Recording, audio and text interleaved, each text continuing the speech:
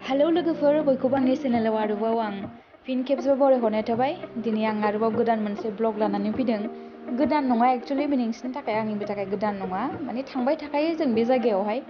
दिनैबो थांनो नागिरदों आरो ओमफ्राय जों सरलपारासो थांनो नागिरदोंमोन खिन्थु केन्सेल जाबाय ओमफ्राय आरो माखासे सोरबा सोलाबा लोगोफोराहाय ओंखायनो दा माबायाव खाथियावनो थांना फैनोसै होननानैहाय ओंखारबाय आरो जों दा धिरबिलाव थांनो होननानै होमबा नोंसोरबो नायबाय थादो लोगोफोर माबायदि जानानै दं धिरबिलाहाय दासान्दि बिराद मोजां जानानै दं होननाय खोनादों आं अखाबो हादोंमोन अखा एसे हाखांनानै नागारबाथ' बिराद मोजां जाखायो नालाय दानि टाइमावहाय बिदिबा लोगो नोंथांमोनाबो फिन खेबसेबाव आरो धिरबिलखौहाय आंजों लोगोसे नायलांफादो नङा होमबा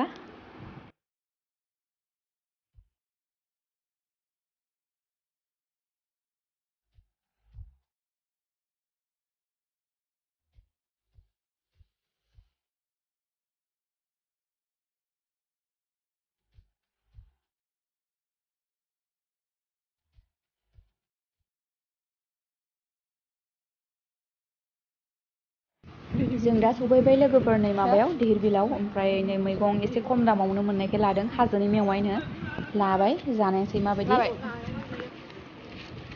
आंबो लाबाय आरो नायसै माबायदि जानायसै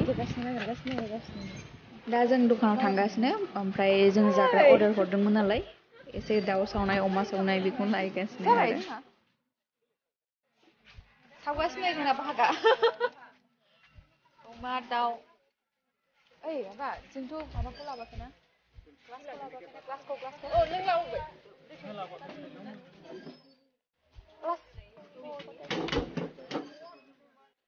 नायदो लोगोफोर धिरबिलखौ बिराद मोजां जानानै दङ ओरैबायदि समायना आयौ बुंनांला आरो अखा हाखांनायखाय बिराद मोजां जादों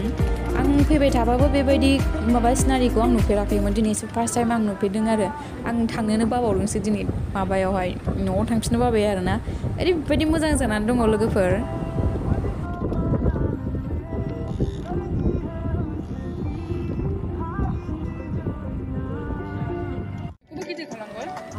लोगो नोंथांमोना सोरबा मोजां मोनाखै जानो हागौ बे सिनारिखौ आरोना आंथ' बिराद मोजां मोनदों जुदि मोजां मोनाखैबा कमेन्टआवहाय बुंहरनो हागोन आरोना मोजां मोनाखै होननानैहाय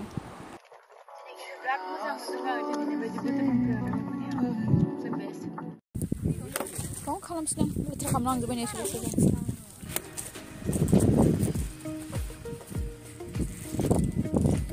सफैबाय जों दा नै बिराद मोजां बोथोरा खोलो खोलो बारजों दौदिया मोसाबाय भुट भुट भुट नै न'आ मावगासिनो हारसिङै ए भुट भुट दं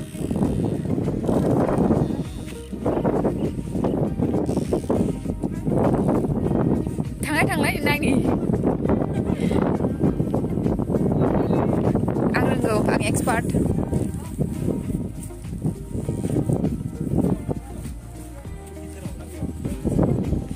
लेवार्ड बागोनहाय आंहा खेबसे लेवार्ड बाजादों बे सियारा सोरनि बे पार्किंनो सियारा सोरनि गथ'नि सियाराव लाना फैबाय नोङो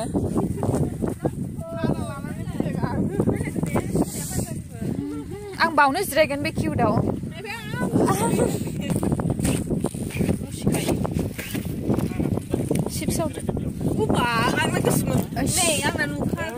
दे जेबो अरजाया जों मैलायाव जिरायगोन बेदरनि आं फैसा लादों पेपार होनांगौ जेबो दरखार गैला नोङो जाबाय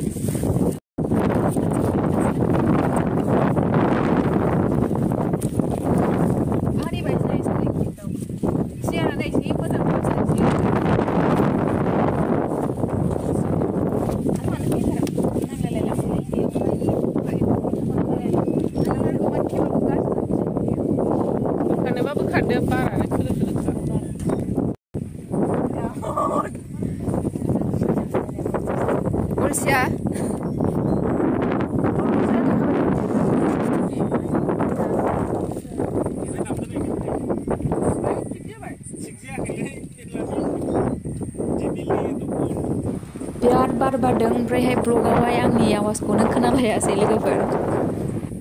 दे बाव थांनि पापड़ वाली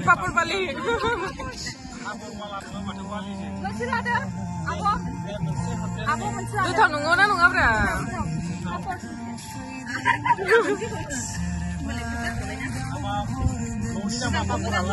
Apura berat moजां आंना न'नि आं दहायसो खौनो फ्रेस बननि अराव बियो दहायबा बननि अरजों संनाया दा ओरैबायदि गोथाव ओरैबायदि गोथाव नै 50 taka जाबाय बाय बाय धन्यबादसै जाहोनायनि एकदम दोनै सेल जाब थाब थांसै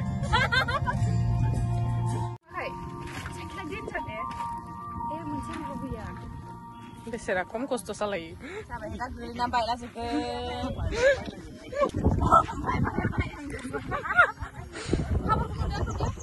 नुदों